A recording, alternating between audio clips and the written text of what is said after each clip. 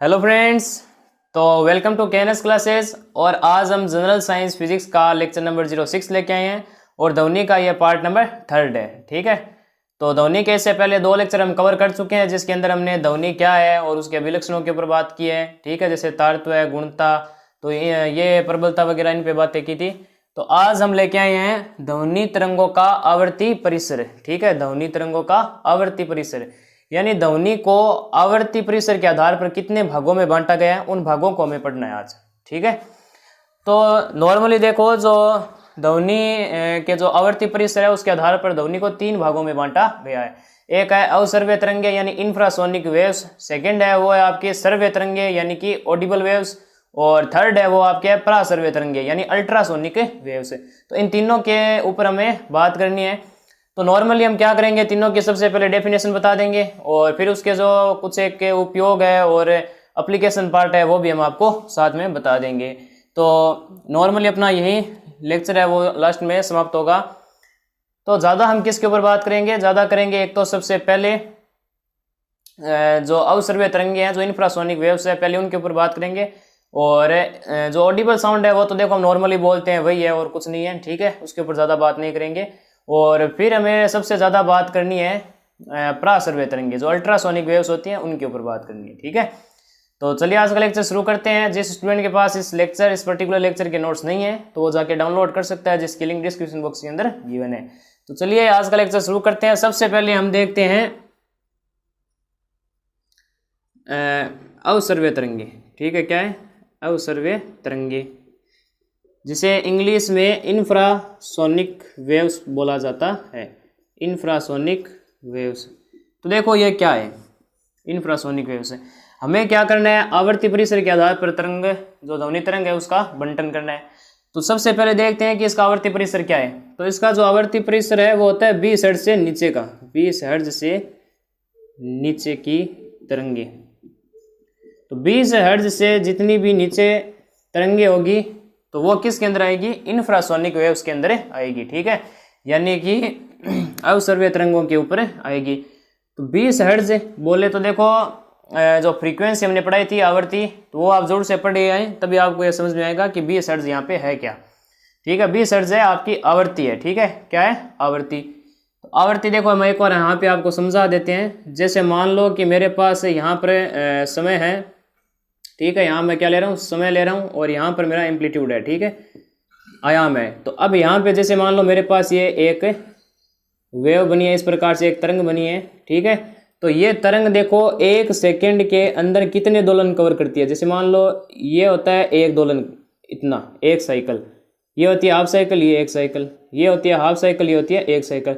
अगर मैं कहूँ 1 सेकेंड के अंदर इस ध्वनि ने यहाँ तक डिस्टेंस कवर की है तो कितना दोलन हो गया, 1, और कितने समय में, 1 सेकेंड के अंदर। तो दोलनों की संख्या बटा समय होता है आवर्ती, यानी 1/1, तो कितना हो जाएगा 1 आवर्ती यानी 1 हर्ट्ज। ठीक है, अगर ये पूरा कवर करता है, जैसे 1 दोलन, 2 दोलन और 3 दोलन 1 सेकेंड के अंदर कवर करता है, तो उसकी जो फ्रीक्वेंसी है वो कितनी हो जाएगी आपकी 3। ठीक है, 3 हर्ट्ज हो जाएगी। तो उसी प्रकार से है कि 20 हर्ट्ज से नीचे की जो आवाज़ें होती हैं वो हमें सुनाई नहीं देती है। ठीक है, तो 20 हर्ट्ज से नीचे की जो तरंगे हैं वो हमें सुनाई नहीं पड़ती, यानी कानों द्वारा हम इसे नहीं सुन सकते, कानों द्वारा इन्हें नहीं सुना जा सकता।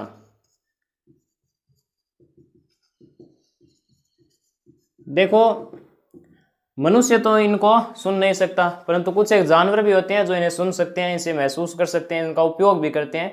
जैसे हाथी है और जिराफ है। ठीक है, हाथी और जिराफ क्या करते हैं, अपने झुंड से बातें करने के लिए इन्हें ध्वनियों का उपयोग लेते हैं। ठीक है, तो ये है अवसर्व्य। अगर इसका उदाहरण आप देखना चाहो तो जो भूकंप तरंगे होती हैं, भूकंप तरंगे, तो जो भूकंप तरंगे होती हैं वो अवसर्व्य तरंगे होती हैं जिन्हें हमें सुन नहीं सकते।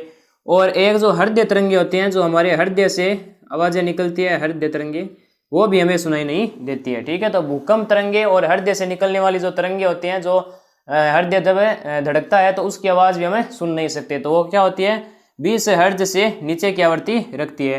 तो भूकंप तरंगे और हृदय तरंगे दोनों किसका उदाहरण है, अवसर्व्य तरंगों का उदाहरण है। समझ में आ गई। अब अगर हम बात करें इसके एप्लीकेशन पार्ट की, तो सबसे पहला जो एप्लीकेशन है इसका, जो हमें काम में लेते हैं, वो होता है, जैसे मैंने अभी बताया था आपको, एक तो हाथी और जिराफ। ये अगर क्या हो थोड़ी डिस्टेंस मतलब ज़्यादा हो इनके बीच में, तो ये क्या करते हैं, ऑडिबल साउंड जो इंफ्रासाउंड है यानी अवसर्वय तरंगे हैं, तो उनका उपयोग करके क्या करते हैं, संवाद करते हैं, आपस में कंजर्वेशन करते हैं, ठीक है। तो उन्हें बोलते हैं अवसर्वय तरंगे, ठीक है। तो अवसर्वय तरंगे हैं वो हाथी और जिराफ है वो अपने झुंड से बातें करने के लिए काम में लेते हैं, ठीक है। तो ये इसका एप्लीकेशन पार्ट हो गया। सेकेंड अगर हम और इसके ऊपर बात करना चाहें तो जो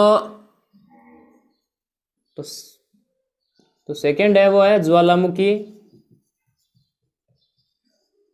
विस्फोट। तो जो ज्वालामुखी विस्फोट होता है तो उसका जो पूर्व अनुमान लगाने के लिए भी हमें अवसर्वय तरंगे यानी इंफ्रासोनिक वेव्स का काम में लेते हैं। इसका जो एप्लीकेशन पार्ट है वो क्या है कि हाथी और जिराफ अपने झुंड से संवाद करने में इंफ्रासोनिक वेव्स है जो अवसर्वय तरंगे उनका काम लेते हैं, और ज्वालामुखी विस्फोट का पूर्व अनुमान लगाने के लिए भी अवसर्वय तरंगों का उपयोग किया जाता है, ठीक है। तो ये इसका मेन कंसेप्ट है। अवसर्वय तरंगे आपको समझ में आ गई कि 20 हर्ट्ज से नीचे की जो तरंगे होती है उन्हें अवसर्वय तरंगे कहा जाता है, और इन्हें हम कानों द्वारा सुन नहीं सकते, ठीक है। फिर हमने यहाँ पे आपको बता दिया कि जो आवृत्ति होती है वो क्या होती है, और फिर उसके बाद उसके उदाहरण देख लिए, जो कि भूकंप तरंगे और हृदय से निकलने वाली जो तरंगे होती हैं वो आपकी अवसर्वय तरंगों की जो श्रेणी में आती है। और एप्लीकेशन पार्ट भी पढ़ लिया, हाथी और जिराफ अपने झुंड से संवाद करने में इसका काम लेते हैं, और ज्वालामुखी विस्फोट का पूर्व अनुमान लगाने के अंदर भी इसका उपयोग लिया जाता है, ठीक है। तो पहले आप इतना नोट कर लीजिए, फिर हम चलते हैं ऑडिबल साउंड की तरफ, ठीक है, जो सर्वय तरंगे हैं। तो नोट कर लीजिए।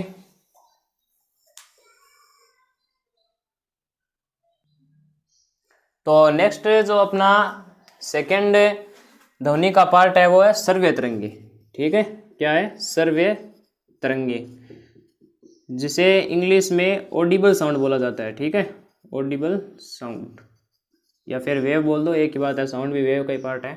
तो सर्वय तरंगे देखो क्या होती है, देखो 20 हर्ट्ज तक तो हमें सुनाई नहीं देगा, तो जाहिर सी बात है 20 हर्ट्ज से तो ऊपर हम सुन ही सकते हैं। तो क्या हो जाएगी, इसका जो परिसर होगा वो 20 हर्ट्ज, और अधिकतम कितना हो सकता है, इसका अधिकतम होता है 20,000 तक। तो 20,000 हर्ट्ज तक की जो आवाज़ें हैं वो हमें सुन सकते हैं। तो क्या हो जाएगा, वे तरंगे जिनकी आवृत्ति 20 हर्ट्ज से लेकर 20,000 हर्ट्ज तक हो तो उन्हें हम क्या बोलेंगे, सर्वय तरंगे यानी ऑडिबल साउंड बोलेंगे, ठीक है। तो सर्वय तरंगे क्या होती है आपको समझ में आ गया। फिर अगर बात करें तो इन्हें हम कानों द्वारा सुन सकते हैं, ठीक है, कानों द्वारा सुना जा सकता है। तो ये है आपका मेन कंसेप्ट कि 20 हर्ट्ज से लेकर 20,000 हर्ट्ज तक की जो आवाज़ें होती हैं वो सर्वय तरंगों के अंदर आती है, और इन्हें हम कानों द्वारा इजीली सुन सकते हैं, ठीक है। तो पहले आप ये इतना नोट कर लीजिए, देखो ऑडिबल साउंड में इतनी बात होगी, ठीक है, इससे ज़्यादा हम नहीं कर सकते। इसका उपयोग तो आपको पता ही होगा, जो हम नॉर्मली बात कर रहे हैं तो वो किसके अंदर आती है, ऑडिबल साउंड यानी सर्वय तरंगों के ऊपर आती है, ठीक है।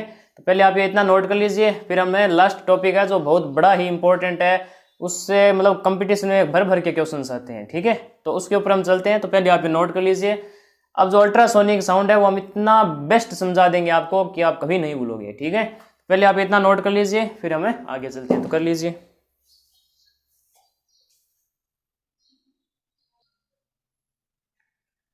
तो नेक्स्ट जो थर्ड पार्ट है ध्वनि का वो है आपका प्रासर्वय तरंगे, ठीक है। क्या है, प्रासर्वय तरंगे। तो देखो भाई प्रासर्वय तरंगे क्या है, जिसे इंग्लिश में अल्ट्रासोनिक वेव बोला जाता है, ठीक है, अल्ट्रासोनिक वेव, ठीक है। तो देखो अल्ट्रासोनिक वेव या प्रासर्वय तरंगे क्या होती है, जिसकी आवर्ती परिसर है वो 20,000 हर्ट्ज से ऊपर हो, ठीक है, 20,000 हर्ट्ज से ऊपर। तो 20,000 हर्ट्ज से ऊपर वाली जितनी भी तरंगे होगी, ध्वनि तरंगे होगी, तो उन्हें हम किसके अंदर कंसीडर करते हैं, प्रासर्वय तरंगे यानी अल्ट्रासोनिक वेव के अंतर्गत लेते हैं। तो 20,000 हर्ट्ज से ऊपर वाली हो गई। अब बात करें तो इन्हें हम कानों द्वारा सुन नहीं सकते, कानों द्वारा सुन नहीं सकते। देखो ज्यादा हो जाएगी, इतना हमारा कान है वो झेल नहीं सकता। 20,000 हर्ट्ज तक तो हमारा काम है वो इजीली चल जाता है, परंतु 20,000 हर्ट्ज से ऊपर जाते ही आवाज है वो कानों को डैमेज पहुंचा देती है, ठीक है। अब देखो मनुष्य तो कानों द्वारा नहीं सुन सकता, परंतु कुछ एक जानवर है वो क्या कर सकते हैं, इन ध्वनियों का परख कर सकते हैं या सुन सकते हैं। तो वो देखो जैसे कुत्ता है, ठीक है, बिल्ली और चमगादड़, तो ये तीन बड़े मूर्ख जानवर है ये। देखो क्या है, कुत्ता, बिल्ली और जो चमगादड़ है वो प्रासर्वे तरंगों का परख कर सकते हैं। ठीक है, प्रासर्वे तरंगे हैं वो इन्हें ये डिटेक्ट कर सकते हैं। ठीक है, अब अगर हम बात करें तो चमगादड़ है वो आपका 100 किलो हर्ज से लेकर 200 किलो हर्ज तक की आवाजें सुन सकता है, यानी कि 1 लाख से लेकर 2 लाख हर्ज तक की आवाजें सुन सकता है चमगादड़। देखो बहुत ज्यादा होती है इतनी। हमारा तो कान देखो 20,000 यानी कि 20 किलो हर्ज के अंदर ही सीमित है, परंतु चमगादड़ है वो क्या कर सकता है 100 किलो हर्ज यानी 1 लाख हर्ज से लेकर 2 लाख हर्ज तक की आवाजें इजीली सुन सकता है चमगादड़। ठीक है, तो ये होता है किसके, कुत्ता सॉरी आपका चमगादड़ का। अगर हम कुत्ते और बिल्ली की बात करें तो जो कुत्ता होता है वो आपका 45 किलो हर्ज और बिल्ली है वो 64 किलो हर्ज तक की आवाजें ही सुन सकता है। देखो कुत्ता है वो देखो 45 किलो हर्ज, ठीक है, यानी 45,000 हर्ज तक की आवाजें हैं वो सुन सकता है, और बिल्ली है वो 64 किलो हर्ज यानी 64,000 हर्ज तक की आवाजें सुन सकता है, डिटेक्ट कर सकता है। ठीक है, तो यह आप बात ध्यान में रखोगे। अच्छा, अब अगर हम इसके कुछ एप्लीकेशन के ऊपर बात करें तो जैसे सबसे पहले इसकी एप्लीकेशन होता है जो आपके धातु के जो टुकड़े होते हैं या फिर धातु के जो ब्लॉक होते हैं उनके अंदर जब त्रुटि होती है तो उनको डिटेक्ट करने में अल्ट्रासोनिक वेव का काम भी लिया जाता है। प्रासर्वे तरंगों का उपयोग लिया जाता है किसके अंदर, धातु के जो ब्लॉक है। जैसे मान लो मेरे पास ये कोई धातु का एक ब्लॉक है, इसके अंदर मान लो छोटी मोटी त्रुटि है, जैसे मान लो इसके अंदर कोई भी त्रुटि है, जैसे मशीन वगैरह बनाते हैं तो उनके अंदर हमें क्या चाहिए, कोई त्रुटि नहीं चाहिए। जैसे मशीन में बनाता हूँ तो उसके अंदर जो गियर पार्ट वगैरह जो भी होते हैं तो उनके अंदर बिल्कुल भी त्रुटि नहीं होनी चाहिए। तो मेटल ब्लॉक के अंदर क्या होते हैं, जब हमें अर्थ से निकालते हैं तो उनके अंदर बहुत सारी त्रुटियां होती है। तो देखो नॉर्मली तो बड़ी बड़ी जो त्रुटियां होती है वो इजीली हमें दिख जाती है, परंतु जो छोटी छोटी होती है जो वो हमें दिखती नहीं है, तो इसलिए हमें अल्ट्रासोनिक की जो वेव्स होती है वो इस पर डालते हैं, और जहाँ भी जो खुरदरा पार्ट होगा तो उससे रिफ्लेक्ट होके वापस आ जाएगी, तो तब हम वहाँ पे समझ जाएंगे कि यहाँ पे त्रुटि है। ठीक है, तो धातु के ब्लॉक के अंदर त्रुटियों को पहचानने के काम में लिया जाता है प्रासर्वे तरंगों का। सेकंड अगर हम बात करें तो हृदय की प्रतिबिंब बनाने में काम लिया जाता है, हृदय का प्रतिबिंब। ठीक है, यानी कि हार्ट की इमेज प्राप्त करने के लिए काम में लिया जाता है। जो डॉक्टर वगैरह होते हैं जो हृदय रोग होते हैं या फिर जिनके हृदय में क्या होता है छिद्र होता है, तो वहाँ पे हृदय की इमेज लेने के लिए भी प्रासर्वे तरंगे या अल्ट्रासोनिक वेव्स का काम में लिया जाता है। तो इसे एक और नाम बोला जाता है ECG। ठीक है, इस जो पद्धति है या फिर इस जो टेक्निक है उसे हम ECG बोलते हैं। ई का मतलब होता है इलेक्ट्रोकार्डियोग्राम। ठीक है, क्या बोलते हैं, इलेक्ट्रोकार्डियोग्राम।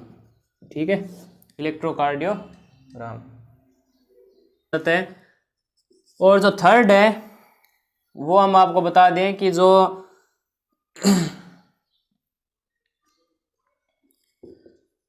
अल्ट्रा सोनोग्राफी के अंदर इसका काम में लिया जाता है, अल्ट्रासोनोग्राफी।